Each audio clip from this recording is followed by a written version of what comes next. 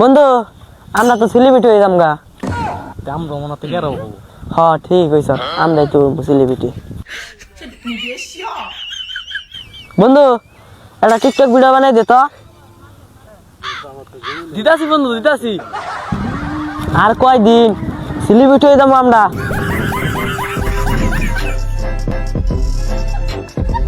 বন্ধু তোরা যদি সেলিব্রিটি হয়ে যাস আমাকে কি বুঝলা যাবি?